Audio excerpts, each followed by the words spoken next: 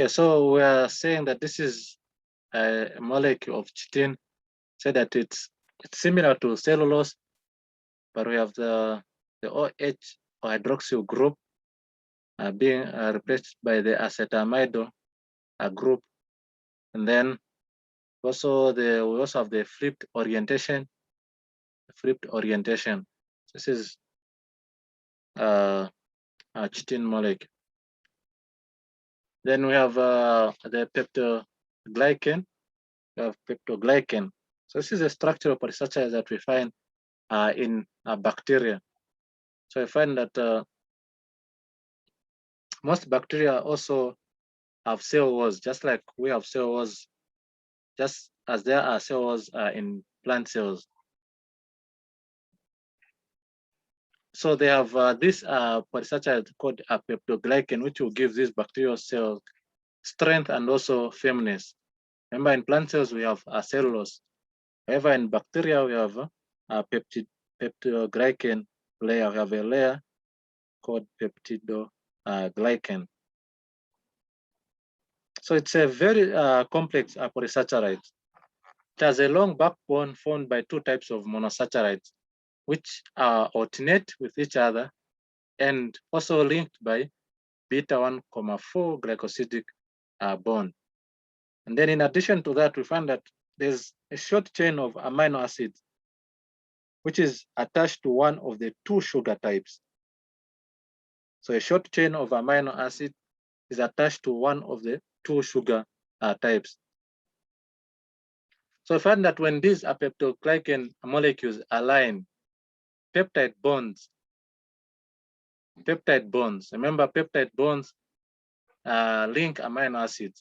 So these peptide bonds are going to link amino acid chains on adjacent strands, which is similar to what we saw when we looked at cellulose and chitin, where we find hydrogen bonds that link parallel strands of cellulose and also chitin. So we find that in peptoglycan we have peptide bonds linking amino acid chains on adjacent strands. So this is a peptoglycan monomer. So we have the NAM and the NAG. So this is N-acetylglucosamine, as we saw also in chitin. So this is N-acetylglucosamine. Then we also have the NAG. Rather, this is the NAG. The NAG is N-acetylglucosamine. And then we have the NAM. The NAM is N-acetylmoramic acid. N-acetylmoramic acid, NAM. NAG, N-acetylglucosamine. So these are incorporated modified sugar molecules. So this is a peptoglycan monomer. So we have these sugar molecules modified, and then we have this amino acid chain of this pentapeptide. So penta means 5. So 1, 2, 3, 4, 5. So this is an example of a peptoglycan monomer. A peptoglycan monomer.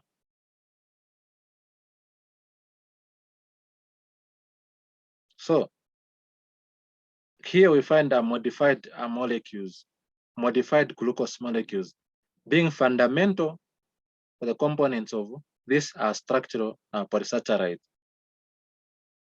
being NAM, N-acetylmoramic acid, and NAG, N-acetylglucosamine, which is found in bacterial cell wall peptoglycan.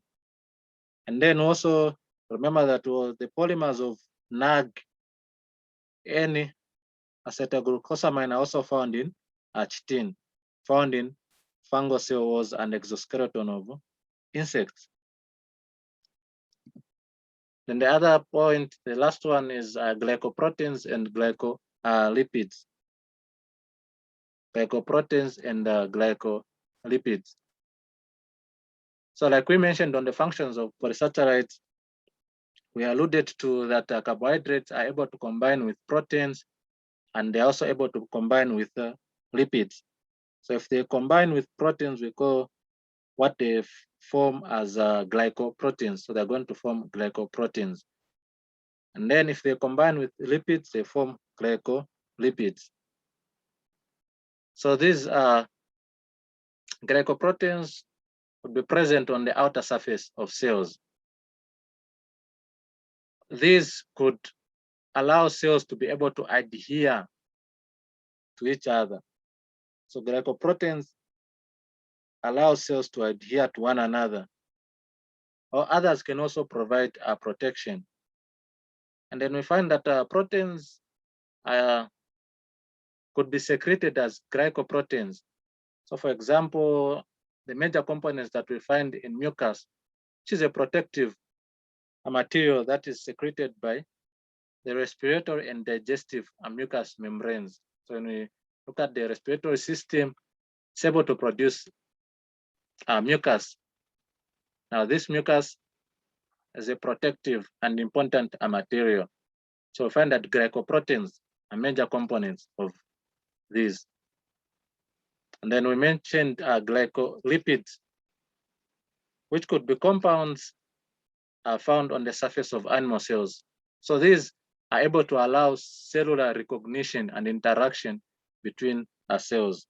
So glycolipid compounds allows cells cellular recognition and interaction with one another.